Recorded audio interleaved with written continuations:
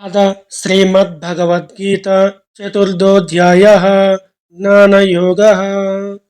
4వ అధ్యాయంలో శ్రీకృష్ణుడు తను ఉపదేశించే ఈ జ్ఞానంపై దాని యొక్క సనాతనమైన మూలాన్ని తెలియజేయడం ద్వారా అర్జునుడి విశ్వాసాన్ని దృఢపరుస్తున్నాడు.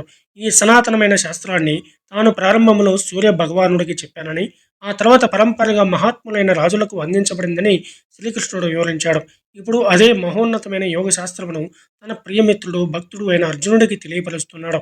ఇప్పుడు ప్రస్తుతం తన కళ్ళకెదురుగా ఉన్న శ్రీకృష్ణుడు ఎన్నో యుగాల క్రితం సూర్య భగవానునికి ఈ శాస్త్రాన్ని ఎలా చెప్పాడని అర్జునుడు అడుగుతాడు. జవాబుగా శ్రీకృష్ణుడు తన అవతార దివ్య రహస్యాన్ని తెలియపరుస్తాడు. భగవంతుడు సనాతనుడు, పుట్టుక లేనివాడు అయినా తన యోగమాయ శక్తిచే ధర్మాన్ని పరిరక్షించడానికి ఈ భూలోకంలోకి దిగి వస్తాడని చెబుతాడు. కానీ ఆయన జన్మ కర్మలు దివ్యమైనవి. అవి ఎన్నటికీ భౌతిక దోషములచే కలంకితం కావు. ఈ రహస్యం తెలిసిన వారు దృఢ విశ్వాసంతో భక్తిలో నిమగ్నమవుతారు మరియు ఆయన్ను పొందిన తర్వాత ఈ లోకంలో తిరిగి జన్మనెత్తారు. తదుపరి ఈ అధ్యాయం కర్మల స్వభావాన్ని విశదీకరిస్తుంది మరియు కర్మ, అకర్మ మరియు వికర్మ అనబడే 3 సూత్రాలను వివరిస్తుంది. దీంతో నిమగ్నమైన పనుల్లో ఉన్న కర్మయోగులు ఏ విధంగా అకర్మ స్థితిలో ఉంటారో, తద్వారా ఎలా కర్మబంధాల్లో చిక్కుకోరో ఇది వివరిస్తుంది.